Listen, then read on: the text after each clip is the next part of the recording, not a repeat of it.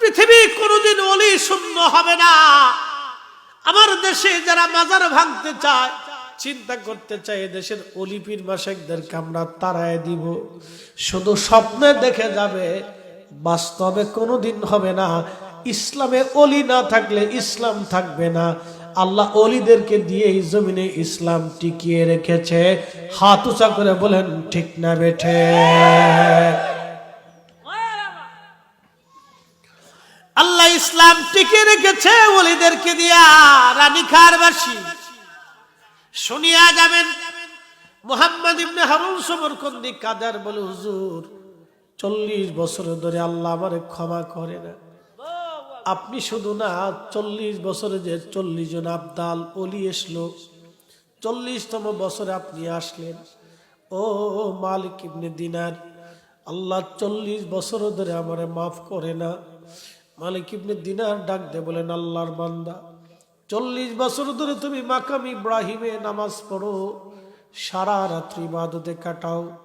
লোকটা কাদের বলে, হুজুর 40 বছর ধরে 40 বার হজ করেছি, কত উমরা করেছি। খোদার ঘর উজবেকিস্তানের সমরখন্দ, বর্তমানে আফগানিস্তান, পার্শ্ববর্তী দেশের নাম উজবেকিস্তান। এই উজবেকিস্তানের সমরখন্দে আমার বাড়ি। হুজুর আমি সমরখন্দের অনেক বড় ধনী ব্যক্তি ছিলাম। আমার 7,000 স্বর্ণ মুদ্রা ছিল তৎকালীন সময়ে, ব্যবসায়িক লভ্যাংশ। আমি অনেক বড় জমিদার, অনেক অর্থের মালিক ছিলাম। আমার 12 জন দাসী বাদী ছিল। হুজুর আমার স্ত্রী সন্তান ছিল, আমার মা ছিল। হুজুর আমি কিন্তু মদ পেয়েছিলাম, নেশা করতাম। আল্লাহর ওলি শাবানের শেষ রজনী, 29 তারিখ যায় দিন রাত, 29 তারিখ যায় রাত, শাবানের শেষ রজনী। পরের দিন থেকে রমজান শুরু হয়ে যাবে। শাবানের শেষ রাত্রে আমি রাত্রিবেলা নেশা করে মদ পান করে বাড়ি আসলাম, মাতলামি করে করে। মা আমার উনুনে চুলায় বসে বসে রুটি বানাইতেছিল।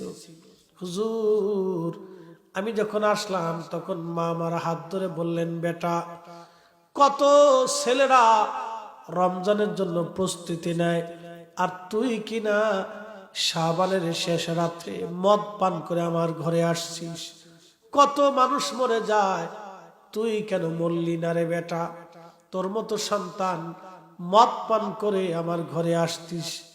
এই কথা বলার পরে মায়ের প্রতি আমার রাগ এসে গেল।